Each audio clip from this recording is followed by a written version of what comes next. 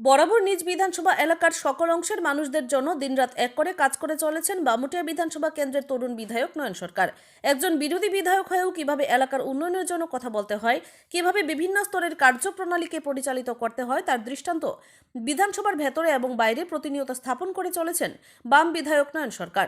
স্বাভাবিকভাবেই রাজনৈতিক দলমত নির্বিশেষে সকলেই বিভিন্ন প্রয়োজনে বিধায়কের দ্বারস্থ হন। একই রকমভাবে সংশ্লিষ্ট বিধানসভার লম্বুচারা গ্রাম পঞ্চায়েতের অন্তর্গত বাগবাড়িতে বিদ্যুতের সমস্যায় রয়েছেন সাধারণ মানুষ।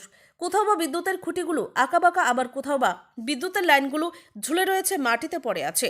এই সমস্ত বিষয়ে সাধারণ মানুষ বিধায়ক নয়ন সরকারের সাথে যোগাযোগ করলে বিধায়ক তড়িঘড়ি বিদ্যুৎ দপ্তরের মোহনপুর ডিভিশনের জেনারেল ম্যানেজারের সহ অন্যান্য এলাকাবাসীদের নিয়ে গোটা এলাকা পরিদর্শন করেন। পরবর্তীতে বিধায়ক জানান, এই সমস্যা সমাধানে যত টাকা লাগবে বিধায়ক এলাকা প্রকল্পের অর্থ থেকে প্রদান করবেন এলাকাবাসীদের স্বার্থে। Bureau report, Tripura news Bangla. Lembucherra panchayat অন্তর্গত বাগবাড়িতে যে পাড়া আছে, এখানে দীর্ঘদিন যাবৎ বিদ্যুতের যে লাইনের সমস্যা বলতে তারগুলা ঝুলে আছে বা খুঁটিগুলা হেলে আছে এদিক ওদিক। তো চলাফেরার ক্ষেত্রে অনেকটাই সংকটময়, কারণ কেন তারগুলো এত নিচে নেমে আছে, কেউ হাত দিয়ে লাগাল পাবে বা কোনো কিছু নিয়ে গেলে তারে লাগবে, শরীর লাগতে পারে, এরকম একটা অবস্থা।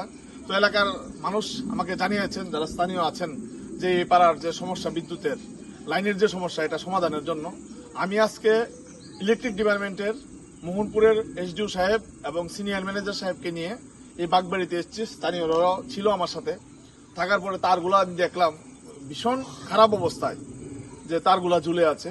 তার জন্য আমি এই সমস্যা নিরসনের জন্য এসডিও সাহেবকে আমি বলেছি, সিনিয়র ম্যানেজার সাহেবকে বলেছি, যদি এমএলএ ফান্ড থেকে বিধায়ক এলাকা উন্নয়ন প্রকল্পের ফান্ড যত টাকাই লাগুক, এই এলাকার এই ইলেকট্রিকের সমস্যা সমাধানের জন্য আমি চেষ্টা করব। তারা যাতে ডিপার্টমেন্ট থেকে অতি দ্রুত কাজ সম্পন্ন করে, তার জন্য বিধায়ক এলাকা উন্নয়ন প্রকল্প থেকে আমি ফান্ড দেওয়া হবে আমার তরফ থেকে।